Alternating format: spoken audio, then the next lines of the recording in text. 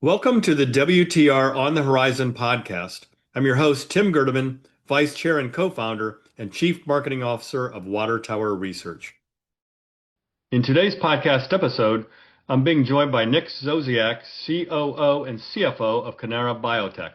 Also joining is my WTR Equity Research colleague, consumer analyst Linda Bolton Weiser. Cannara Biotech, Toronto Stock Exchange ticker symbol LOVE, OTCQX, ticker symbol LOVFF, and Frankfurt Stock Exchange, ticker 8CBO, is a vertically integrated producer of affordable premium-grade cannabis and cannabis derivative products. The company owns two mega facilities in Quebec with 100,000 kilograms of potential annualized cultivation output. Leveraging Quebec's favorable energy costs, the company maintains an efficient, low-cost production model. The company's products are available in about 50,000 points of distribution in Canada, and the company is rapidly gaining market share, now ranked number 8 with a 4% share of the national retail market in Canada. Good morning, Nick and Linda, and thank you for joining today's podcast. Good morning, Tim. Thanks for having me. So to kick things off, Nick, when you talk about the company's growth strategy, I've noted in the past that you emphasize that the company is different from your competitors. You have a measured approach to expansion and focus on product quality and profitability. Can you give us more color on how your strategy is unique and why it is leading to market share gains, please? Absolutely, Tim. We live by the word focus. We live it, we breathe it, we focus every day of our operation, and we really lead from the top down. I'm CFO. We're actually in the process of finding an interim, a replacement CFO, and I've been hands-on in the company for the past 6.5 years, from the ground up, from building our first facility all the way to where we are today with over 200 SKUs. And our CEO, who's the founder and president of Cannara Biotech, is still our president, still CEO today, and is our master grower. He's in the operations every day, learning how to grow consistently and the most quality we can at Cannara. And that differentiates from any other business. There's no playbook in cannabis right now for large scale cultivation. We're in it. We're creating that. We're in that learning curve. We're writing that playbook for that. In a couple of years, all the SOPs and will be set. So we really put a lot of love and passion in our work, and we've been doing that ever since we created the company, and live by the crawl, walk, run approach.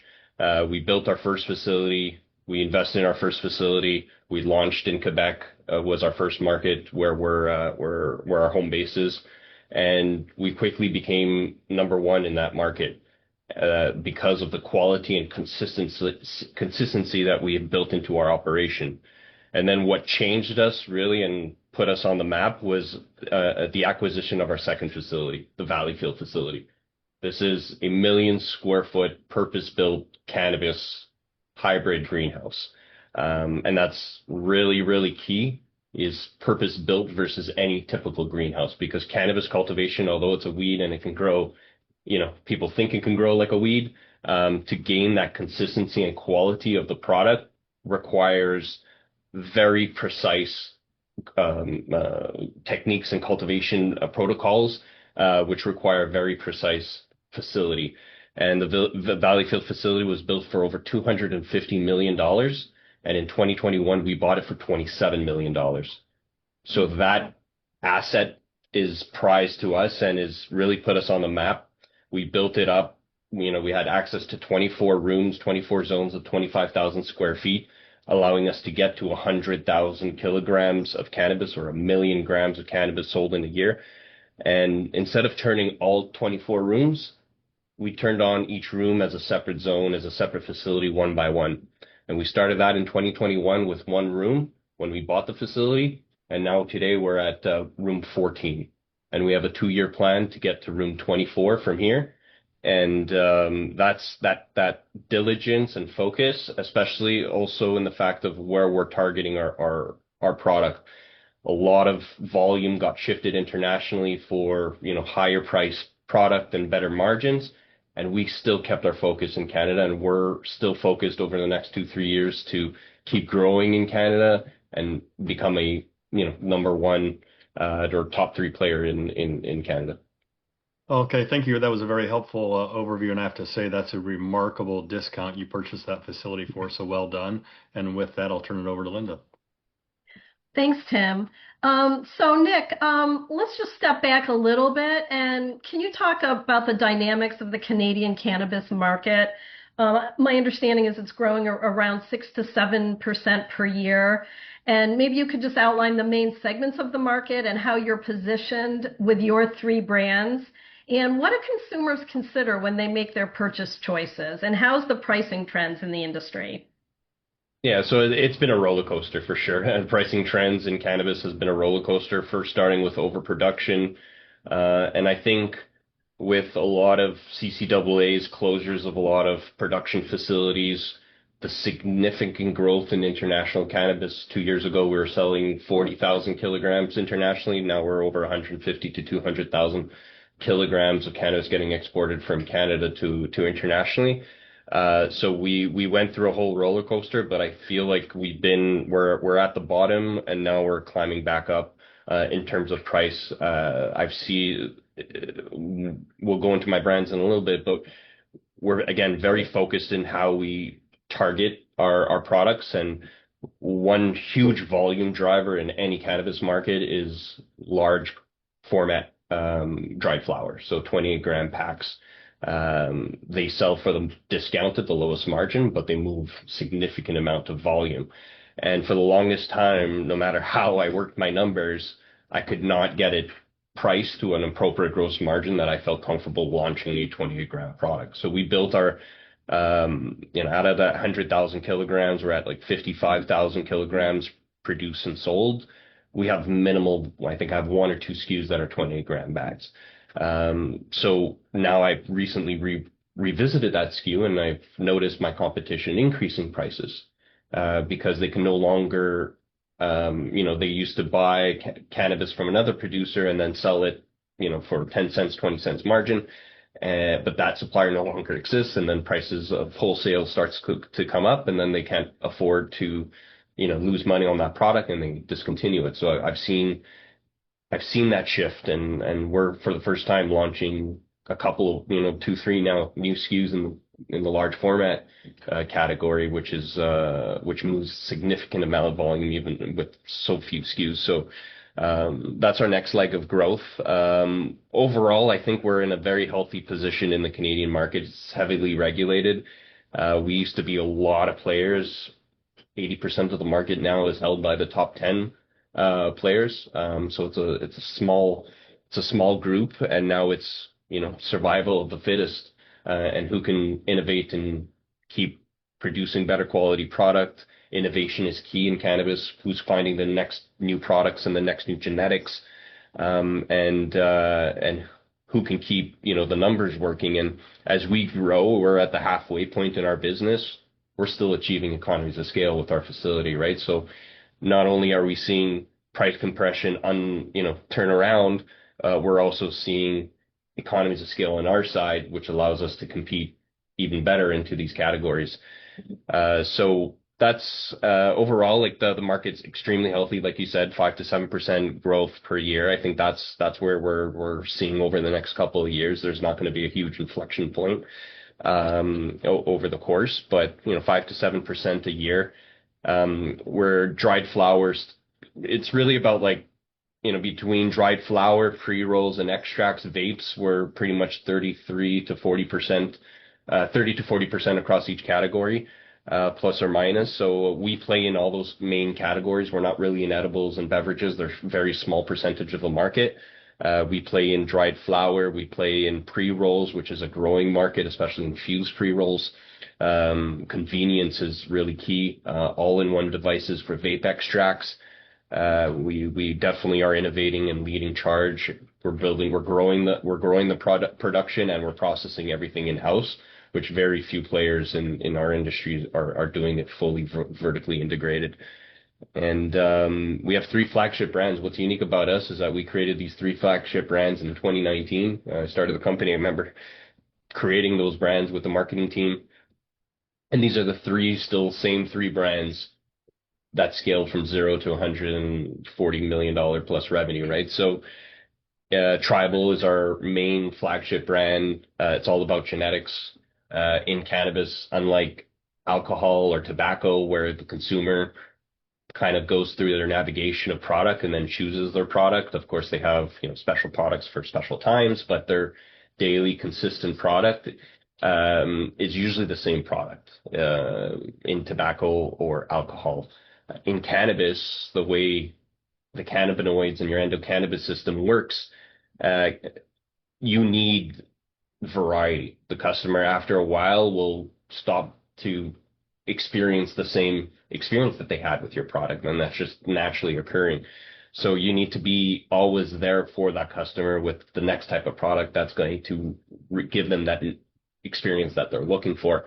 And then that existing product is such high quality and consistently produced that when they're tired of that second product or third product, that they come back to the first product because they liked it so much and they re-get that feeling again. Because, cannabis is all sorts of terpenes. Your body has the endocannabinoid system. Those terpenes attach. Your body gets used to it. It needs another blast of terpenes to reset and forget about it and then go back. So we need to understand that's what Tribal understands, finds these genetics, pheno hunting. And pheno hunting, I've said it in many podcasts, is key to any cannabis company success. It's the ultimate what's behind the product that you're selling, right? So if you're taking the same genetics and seeds that everyone else is using, well, you're going to end up, no matter how well you do your cultivation cycle, with a very similar product as the rest. So going through these genetics and finding this, there's there's maybe 1 or 2 sources out there that are doing that for other LPs, but then again, all LPs are going to be licensed producers, are going to be going to that same source and ending up with the same product. So there's no playbook for that genetic search. So we have to do it. So that entails carving out revenue rooms that we're saying, okay, well, these are not generating revenue for the moment. We plant seeds from all over the world that we're looking for, and we go through a 4-month process to grow that genetic, test it, evaluate it, regrow it again to make sure it grows again, and then commercialize. So that's a 1.5-year process just to find these new genetics, and the market's always wanting them every year, right? So multiple every year. So that process is very key to a cannabis company, and we're really focused on it, and that's what my Tribal brand is. My Nugs brand is focused on large formats of more value, same quality. We don't really have a different quality proposition. It's all highly quality and consistency. It's just that Tribal focuses on genetics, Nugs formats on big bulk formats, larger formats to give even better discount, and Orchid is our wellness brand, more focused on CBD products. Great, thanks. So recently, the company made an announcement that you got a supply agreement with Curaleaf, more than $20 million. Can you explain how this affects your expansion strategy, and what does the capacity ramp up look like? And maybe you can share some of the economics behind it, like CapEx requirements and revenue per room or zone. Absolutely. So Curaleaf, as I'm sure you're well aware of, and your viewership is well aware of, if they're focused on the cannabis industry, is one of the largest cannabis companies in the world, focused in the U.S. and international markets. They have a small establishment in Canada for EU GMP, but they are a large cannabis company and focus on international markets, while we're focused on the Canadian market. We also got a huge facility, a $250 million plus facility for $27 million, and we have a crawl, walk, run approach to development. So, and our focus is on Canada. So where that partnership came to be is that we do have unutilized capacity, not because we have a plan later for it, but in our short-term frame, if we're looking, we have unused capacity and we're building into it, and we want to move it all along. So we were always looking for a partner to help us explore what phase 2 would look like for Cannara. Once we dominate the Canadian market and we're fully built out for Canada, there will have to be a phase 2 for Cannara, which is international markets, the U.S. markets.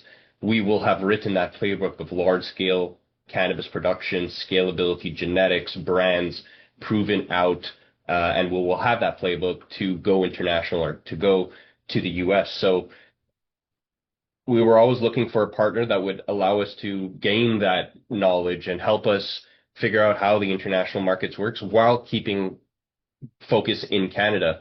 And that's what Curaleaf is to us. They're a great partner where they committed to $20 million over the next 2 years of cannabis. They've evaluated our cannabis. We've shipped it. It's for international markets. So we're growing it. We're sending it to them internationally, and they're able to fulfill their SKUs with high quality, consistent cannabis. And at the same time, that allows us to generate revenue from unutilized capacity that we were growing into and reinvest in Canada, in addition to them being our sponsorship for EU GMP.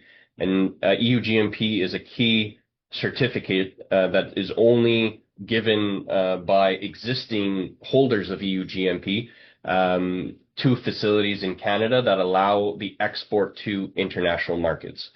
And Canada right now is one of the few international hubs for export of cannabis.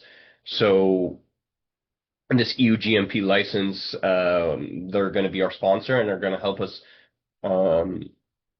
give us the application to license Valleyfield, our whole drying process, 200,000 square feet of GMP licensed drying capacity and processing capacity that eventually we'll be able to utilize to send even more cannabis international, and figure out our phase 2 of what does Cannara look as an international entity.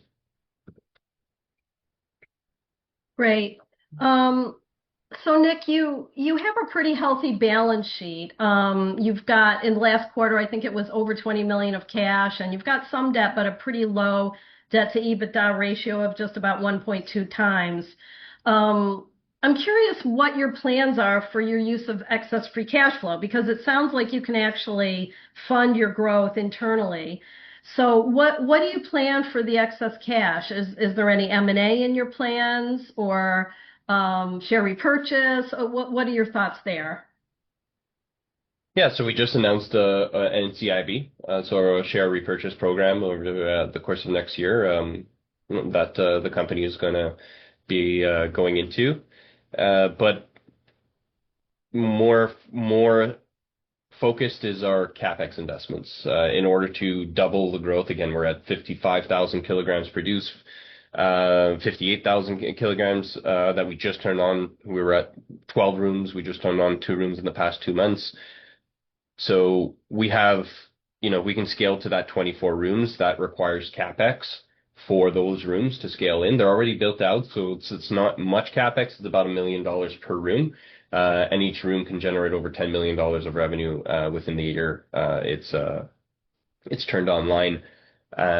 So we have 10 rooms to turn online over the next course of the next year to 2 years, and even if you turn on your rooms, and what super important, and what a lot of growers and cultivators forgot is the dedicated space to drying and post-processing the cannabis. You spend 3 months growing the cannabis and investing all the money to grow the best cannabis that you can, and all that could be put into the garbage if your drying process does not work. So you need large rooms, especially for the scale that we have. So you need a lot of square foot, and that's why we have a 200,000 square foot processing center dedicated to all these 24 rooms. We invested about $10 million in 2026 in that project, and there's another $20 million to invest to turn on all the drying rooms and all the processing rooms and double our extract capacity and trim the 100,000 kilograms.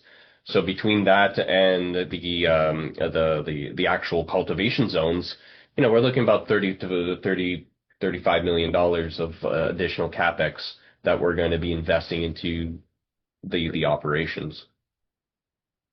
And then on the M&A side, I mean, find me another 10 cents on the dollar facility. We'll be in the market all day long to buy it up. But otherwise, we have that, the tunnel vision of focus on execution of the Valleyfield plan, and M&A opportunities do fly across our desk every single day, and we evaluate them and we look at them. But, we're going to be value investors, especially for any M&A activity. Okay, makes sense. Stepping back again a little bit, just to close on sort of a bigger issue in the United States here, there's some actions being taken for the possibility of cannabis switching to a Schedule 3 drug from a Schedule 1. Do you have any opinions about whether that will happen, any timing, and if it were to happen, how would that affect your long-term strategy? Yeah, I'm just a Canadian north of the border, so the amount of press and stories I've heard and roller coasters again I've been on trying to follow if this is going to pass or not. I kind of gave up and I said let what will be when it will be it will be.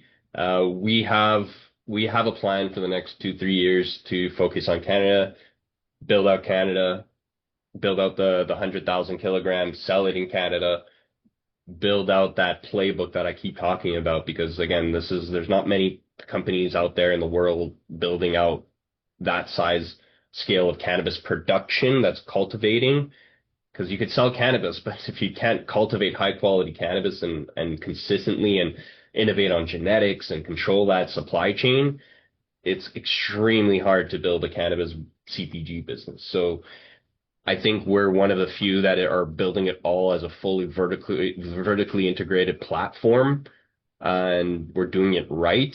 And I think that that's going to be transferable to other markets across the world. And which markets, when, where, how, that's all left up to time right now. We have that in the playbook. Focus, build it out. If US legalizes it next year in 2 years, still focus on Canada. Once we finish Canada, then US would probably be the next market. But if not, then there's so many international markets to continue expanding. And then when the US decides to open up and we finished in Canada, we would be there to build to set our footprints in there. Great. Thanks, Nick. It's been very informative and a very interesting discussion. Thank you very much for joining us. Tim, back to you. Thank you, Linda. And Nick, thanks so much for joining us today to discuss Cannara Biotech. Very interesting story, and wish you the best in the back half of 2026 and continuing to grow. Thank you, Linda. Thank you, Tim, for having me. It was a pleasure.